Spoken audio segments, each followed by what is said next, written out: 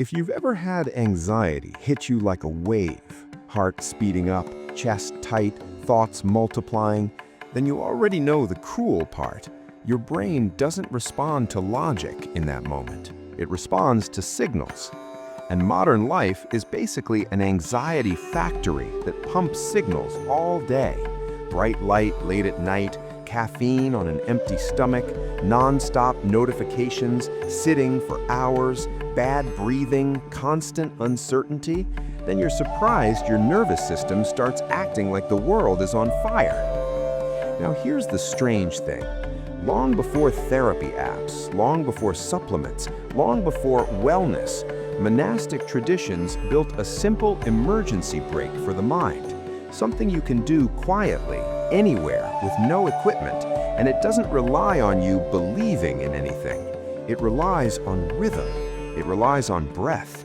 It relies on giving your attention a single safe rail to hold. And yes, you'll hear people call it a 5,000-year-old monk mantra that instantly stops anxiety. That makes a great headline, but let's keep it real. The oldest surviving mantra traditions we can point to in texts are ancient, thousands of years old, but not a magical stopwatch. The point isn't the marketing number. The point is the mechanism. Repeating a short phrase while breathing slowly can shift your body out of threat and into regulation. And that shift can happen fast, sometimes within minutes, because your body is designed to change state when the inputs change. Today, I'm going to give you a 7-minute protocol you can do the next time your anxiety spikes, plus a way to test if it's working in real time, plus the one mistake that makes people say this doesn't work when it actually could. Quick safety note before we start. If you're in immediate danger, or you're having chest pain that feels medical, or you're at risk of harming yourself, this isn't the moment for a technique. Get professional help immediately. And if you have a history of panic, trauma, fainting, heart rhythm issues, or uncontrolled blood pressure, keep the breathing gentle and never force breath holds. Now, here's the first fast test, and it takes 10 seconds. Unclench your jaw, drop your tongue from the roof of your mouth, and notice your shoulders. Are they creeping up? Most anxious people don't realize they're bracing like they're about to be hit.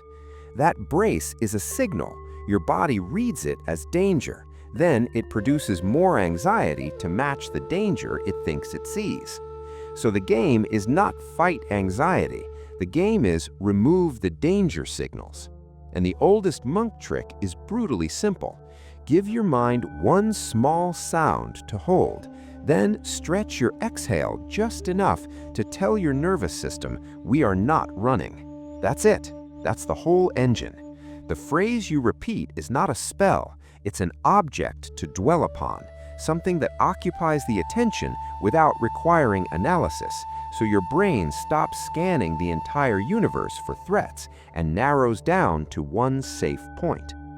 Researchers in modern medicine call this kind of approach a relaxation response, a predictable set of physiological shifts, slower heart rate, lower breathing rate, reduced arousal, triggered by a quiet setting, a mental focus, and a passive attitude that stops you from wrestling with every thought.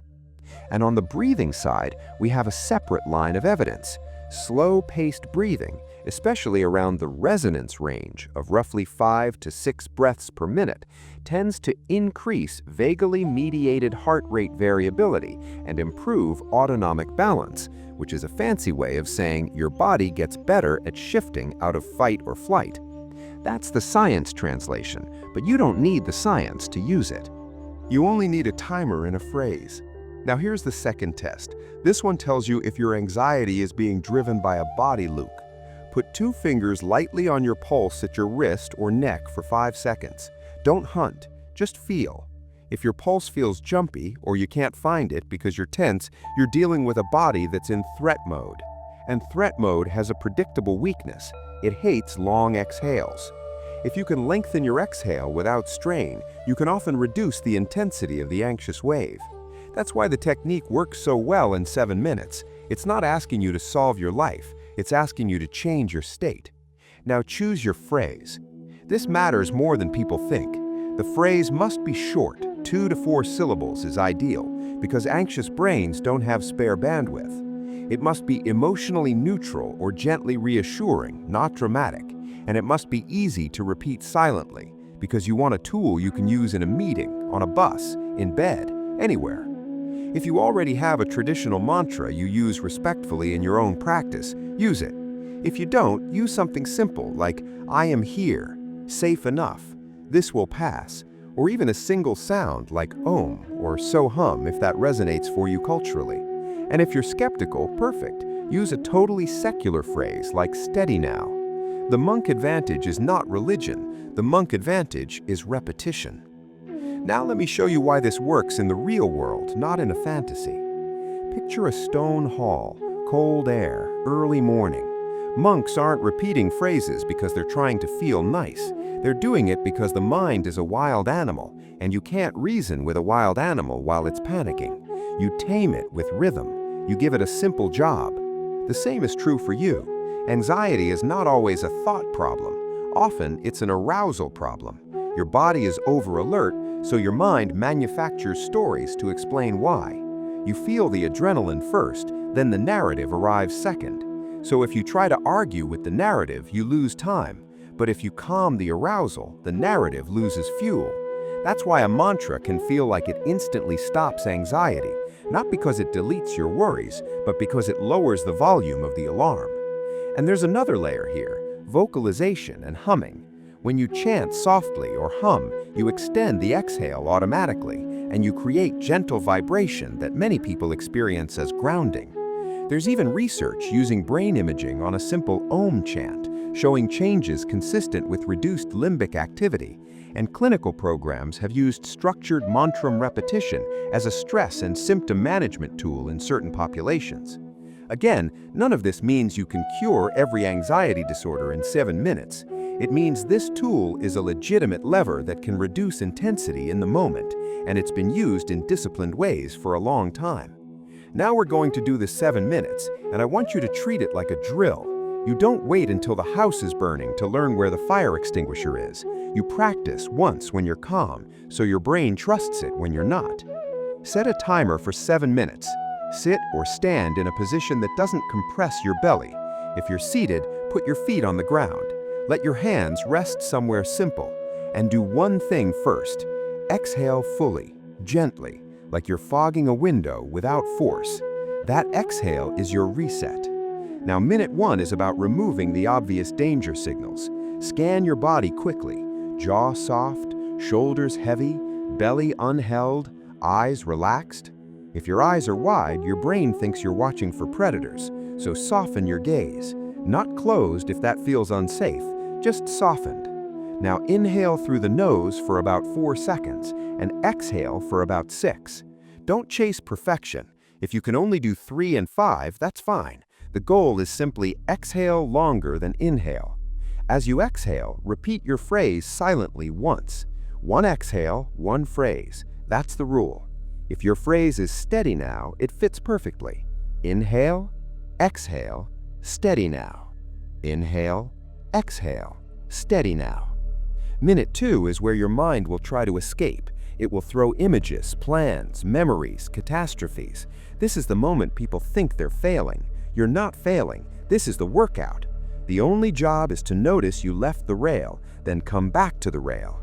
Breath and phrase, breath and phrase. If you notice your chest tightness increasing, do not force a bigger inhale. Bigger inhales can sometimes make anxious people feel worse. Instead, keep the inhale modest and make the exhale smoother, like pouring warm water.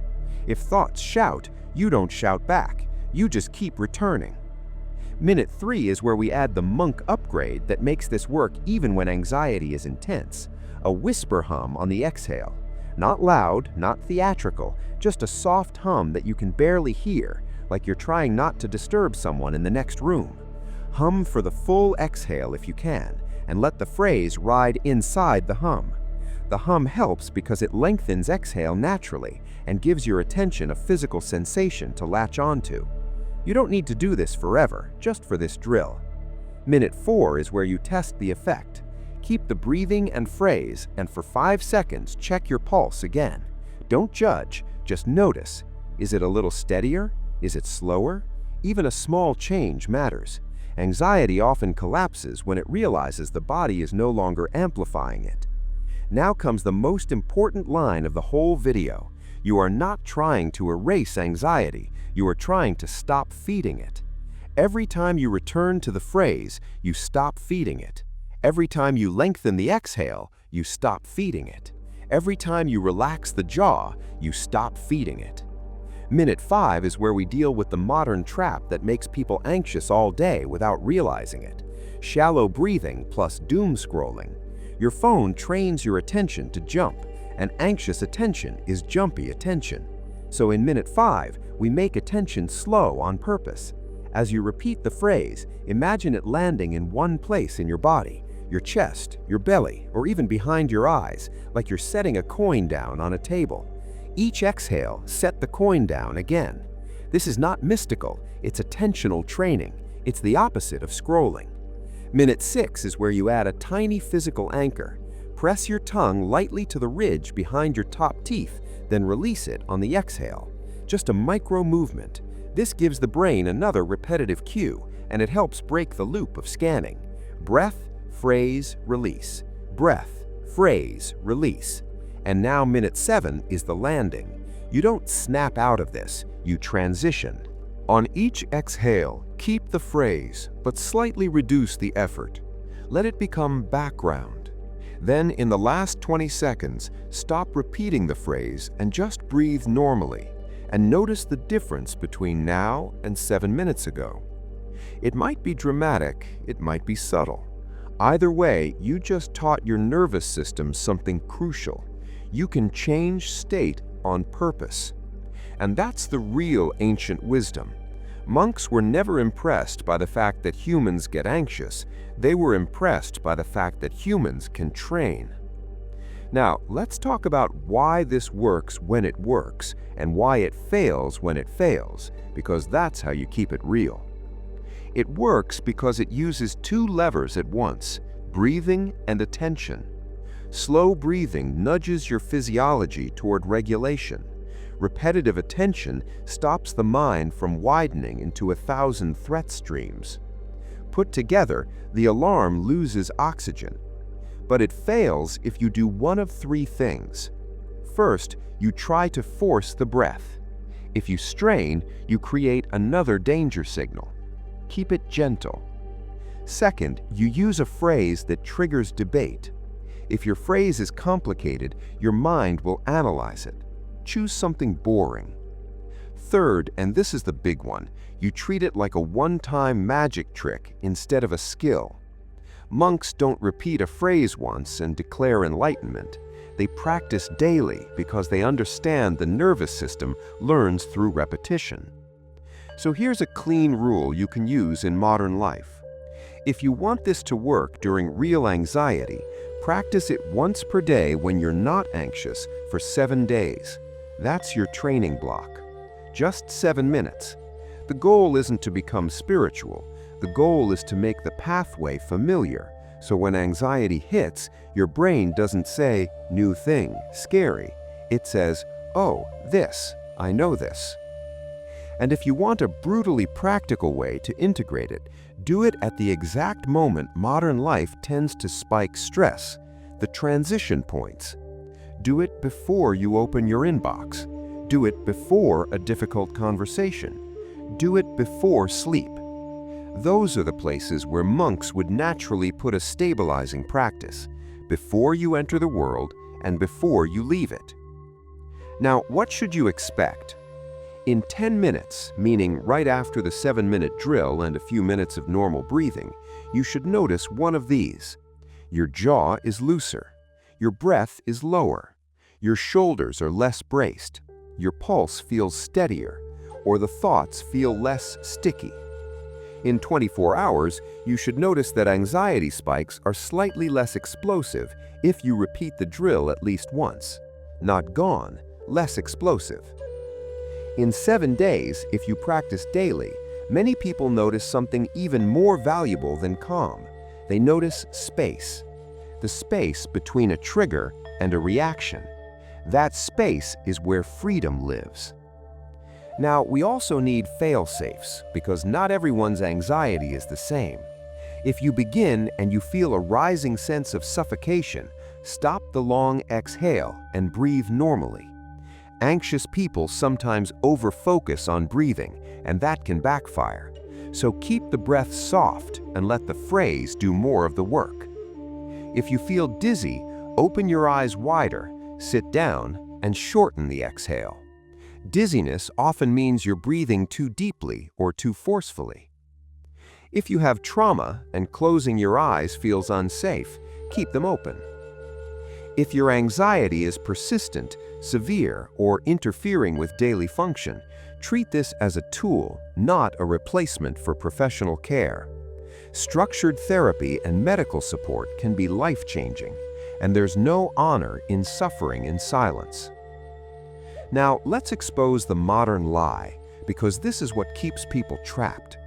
The world sells you the idea that anxiety is a personal failure, so you buy more products to fix yourself. But anxiety is often a predictable output of inputs: poor sleep, constant stimulation, social pressure, sedentary days, irregular meals, and a brain that never gets a single uninterrupted minute of quiet. Monks didn't have your inputs. They had hard lives too, but their days contained natural regulators: walking, chores, predictable rhythm, fewer jolts, fewer screens, fewer dopamine whiplashes.